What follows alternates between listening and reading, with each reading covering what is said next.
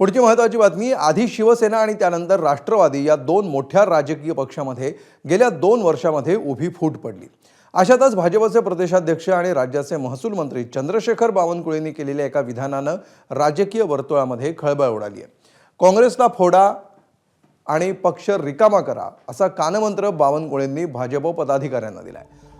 जितका काँग्रेस पक्ष रिकामा होईल तितका तुमचा आर्थिक फायदा होईल अशी ऑफरच बावनकुळेंनी भाजप कार्यकर्त्यांना दिली आहे।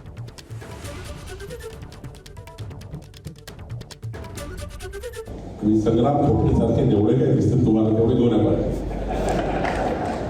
काय म्हटलं उदाहरण, आता काँग्रेस खाली करू तुम्ही तुमची चिंता नको करा, तुमच्याकडे बटवा ना आम्ही, तुम्ही आपलं माझं काय होईल चक्करमध्ये करावं, माझं काय होईल त्याला अर्थ तर तुम्ही काँग्रेस पार्टी खाली करू नका।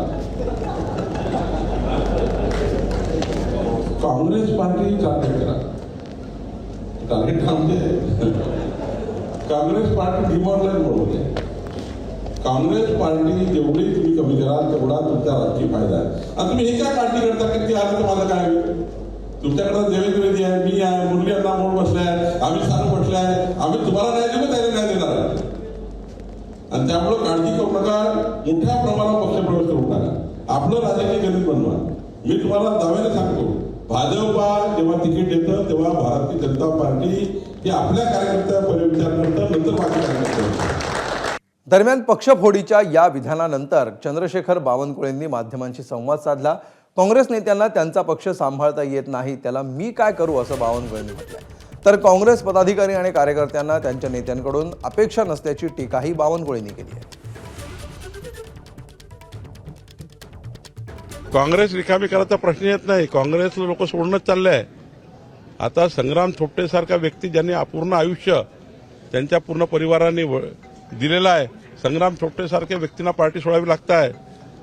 विदर्भामध्ये लोक पक्ष सोडतात, आजही काँग्रेसचे पक्षप्रवेश झाले, त्यांना त्यांची पार्टी सांभाळता येत नाही, त्याला मी काय करणार आहे? आणि काँग्रेसला आता त्यांच्या नेत्याकडनं काही अपेक्षा नाही, राहुल गांधीकडनं त्यांना काही अपेक्षा नाही। राहुल गांधी या देशामध्ये कुठलंही त्या ठिकाणी विकासाच्या कामाबद्दल त्यांचं काही व्हिजन नाही, व्हिजनलेस पार्टी काँग्रेस पार्टी आहे। एबीपी माझा, उघडा डोळे बघा नीट।